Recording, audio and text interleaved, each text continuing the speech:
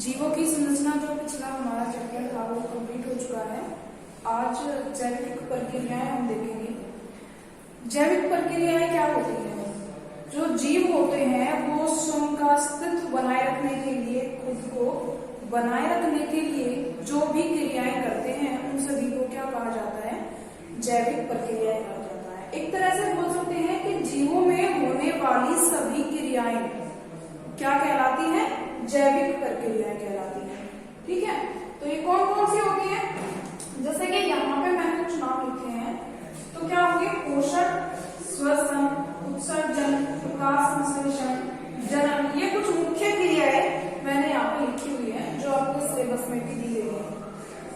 अब देखिए, ये सारी क्रियाएं होती हैं जिससे जीव अपने अस्तित्व को बनाए रखता है, जीवित रहता है, वृद्धि करता है। ये सभी क्रियाएं होती हैं। ठीक है, तो चलिए सबसे पहले उनका थोड़ा सा बेसिक इंट्रोडक्शन देख लेते हैं, फिर एक एक को हम बाद में डिटेल में पढ़ेंगे। सबसे पहले आता है पोषण। पोषण क्या होता है? पोषण का मतलब है कि जो भी जीव होते हैं उन्हें जीवित रहने के लिए क्या चाहिए? ऊर्जा चाहिए। और ऊर्जा कहाँ से मिलती है? भोजन से मिलती है। और भोजन से तो पोषण क्या हो सकता है? भोजन से पोषक तत्वों को प्राप्त करना क्या कहलाएगा? पोषण कहलाएगा। भोज्य पदार्थ में हमारे पोषक तत्व क्या हो सकते हैं? जैसे कि भोज्य पदार्थ में क्या होता है? कार्बोहाइड्रेट होता है, लिपिड होता है, प्रोटीन होता है, खनिज लवण होते हैं, विटामिन होते हैं। ये सभी चीजें होती हैं जो हम क्या करते हैं, जिनकी हमें आवश्यकता होती है। और वो सभी घटक क्या करते हैं? कोई ना कोई उनका एक स्पेसिफिक कार्य होता है। तो पोषण क्या हुआ कि जीवों के द्वारा, यहाँ पे मैंने डेफिनेशन लिखी हुई है, जीवों द्वारा भोजन से पोषक तत्वों को प्राप्त करके प्रत्येक कोशिका तक पहुंचाने की क्रिया पोषण कहलाती है। यानी पोषक तत्व प्राप्त कर रहे हैं और कहाँ पहुंचा रहे हैं?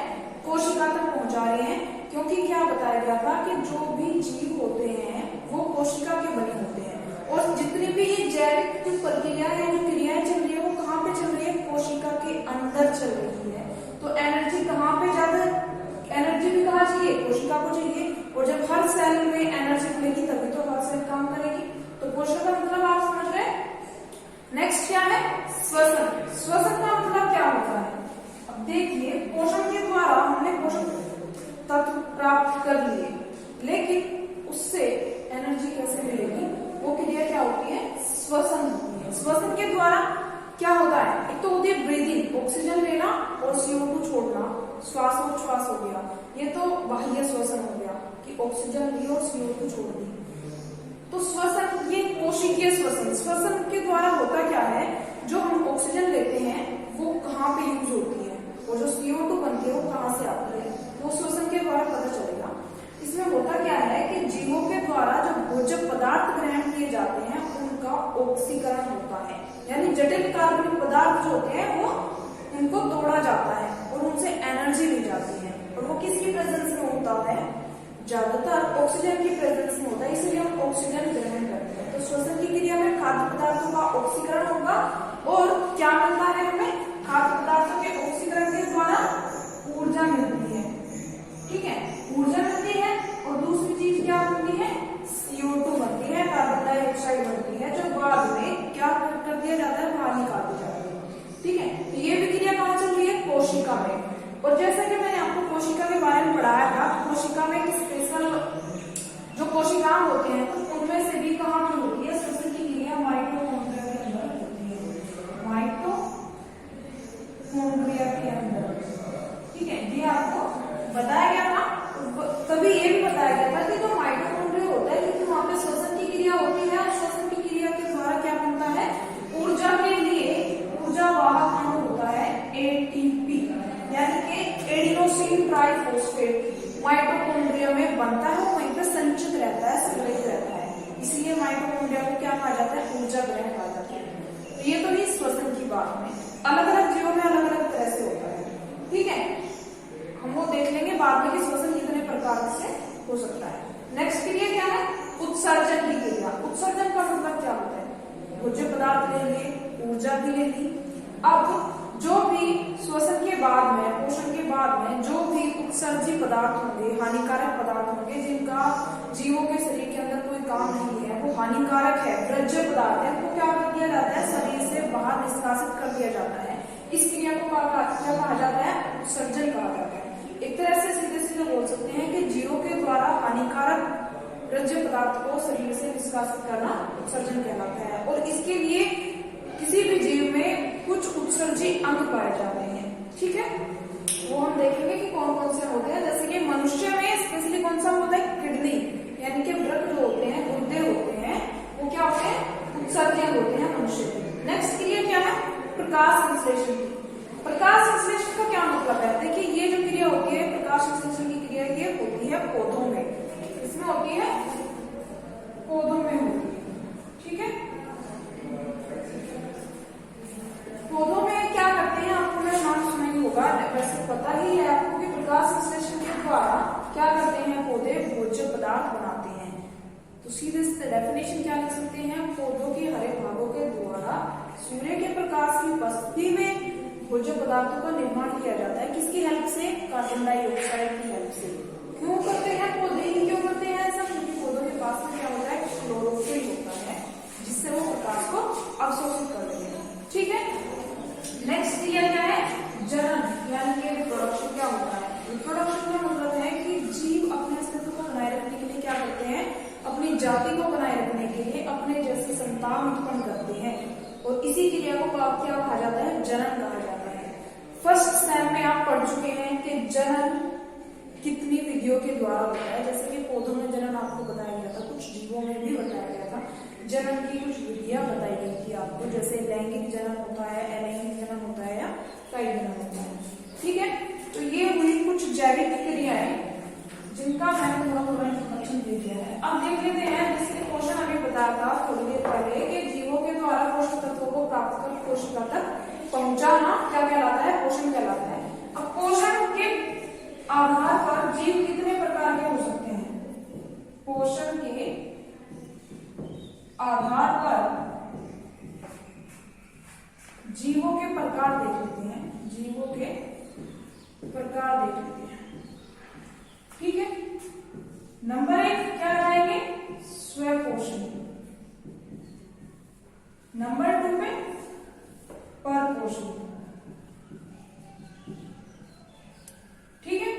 स्वपोषण का मतलब क्या है, जब अभी कुछ देर पहले प्रकाश संश्लेषण की क्रिया बताई थी, तो वो जीव जो क्या करते हैं, प्रकाश संश्लेषण की क्रिया करते हैं, प्रकाश संश्लेषण की क्रिया करते हैं, यानी प्रकाश संश्लेषण द्वारा अपना भोजन बनाते हैं, भोजन बनाते हैं। क्या कहलाएंगे, स्वपोषी कहलाएंगे। एग्जाम्पल क्या हो सकते हैं, अभी बताया था कि हरे पौधे स्वपोषी का एग्जाम्पल होंगे, ठीक है। तो ये तो हुआ स्वपोषी। अब परपोषी क्या होता है, परपोषी का मतलब है कि जो जीव प्रकाश संश्लेषण द्वारा भोजन नहीं बना सकते, क्योंकि उनके पास क्या नहीं होता, क्लोरोफिल नहीं होता।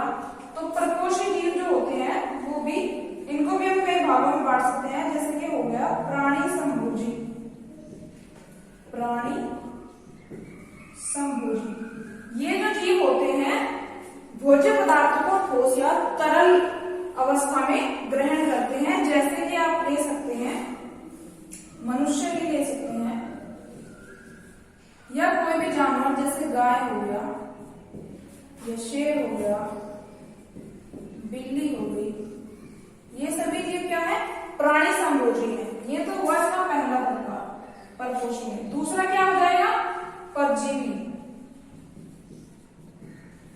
परजीवी का मतलब क्या है, परजीवी का मतलब होता है जो जीव दूसरे जीवों पर रहकर अपना भोजन ग्रहण करते हैं, ठीक है। जैसे कि क्या हो सकता है, मच्छर हो सकता है, जूं हो सकती है। ये तो क्या है, बाह्य परजीवी है जो किसी जीव के शरीर के बाहर रहते हैं। कुछ होते हैं क्या, ये क्या हो गए, बाह्य परजीवी। कुछ क्या होते हैं, अंतर परजीवी भी होते हैं, अंतर परजीवी भी होते हैं। जैसे कि कुछ जीवाणु जीवों के शरीर के अंदर पाए जाते हैं, और जब अंदर पाए जाएंगे और उनसे अपना भोजन ग्रहण करेंगे तो इनको क्या कहेंगे,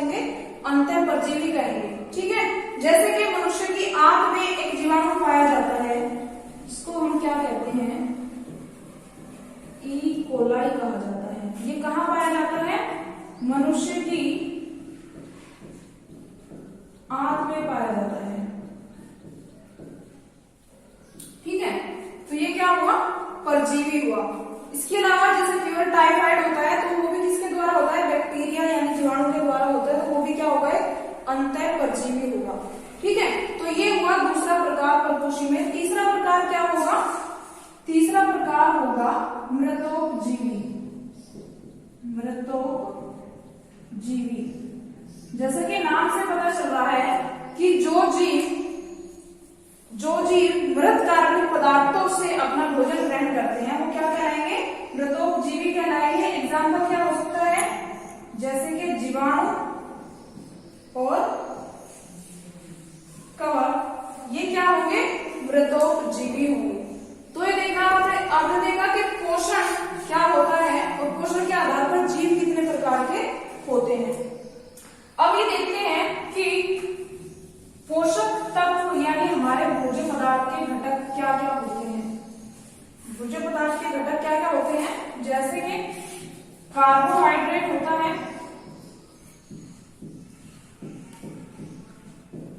नंबर 2 प्रोटीन, नंबर 3 वसा, नंबर 4 विटामिन, नंबर 5 खनिज लवण। ये क्या है, हमारे भोज्य पदार्थ के घटक है, पोषक तत्व है। ठीक है, कार्बोहाइड्रेट क्या काम करता है, इसके द्वारा कार्बोहाइड्रेट से हमें क्या मिलते हैं, कार्बोहाइड्रेट से ऊर्जा के लिए यूज किया जाता है, ऊर्जा प्राप्त होती है। प्रोटीन का काम होता है वृद्धि और टूट फूट की मरम्मत करना, वृद्धि और टूट फूट की मरम्मत करना। ठीक है, वसा का काम क्या होता है, वसा बहुत सी संरचनाएं जो पाई जाती है उनका घटक होता है, इससे ऊर्जा भी मिलती है और कार्बोहाइड्रेट की कंपैरिजन में वसा से बहुत ज्यादा ऊर्जा मिलती है। ठीक है, तो ये क्या होता है, संरचनात्मक संगठन बनाता है। जैसे कि कोशिका जो होती है और कोशिका की कोशिका कला का क्या है, ये घटक होता है वसा। विटामिन जो होते हैं वो बहुत ही कम मात्रा में आवश्यक होते हैं और लेकिन इनकी कमी या अधिकता से क्या हो जाते हैं, कुछ बीमारियां हो जाती है। खनिज लवण जैसे कि क्या है, फास्फोरस है, कैल्शियम है, मैग्नीशियम है, पोटेशियम है, आयोडीन है, ये सब क्या है, खनिज तत्व हैं और किस रूप में ग्रहण किए जाते हैं, लवण के रूप में। इनकी भी कमी से अधिकता से कोई ना कोई बीमारी हो जाती है। तो ये सभी क्या है, हमारे भोज्य पदार्थ पोषक तत्व हैं जो संतुलित मात्रा में जरूरी होते हैं। ठीक है, ये हुआ पोषण। आज की क्लास के लिए इतना ही। नेक्स्ट क्लास में हम देखेंगे श्वसन क्या होता है, श्वसन कितने प्रकार का होता है। प्लीज वीडियो को लाइक कीजिए और चैनल को सब्सक्राइब कीजिए। Thank you.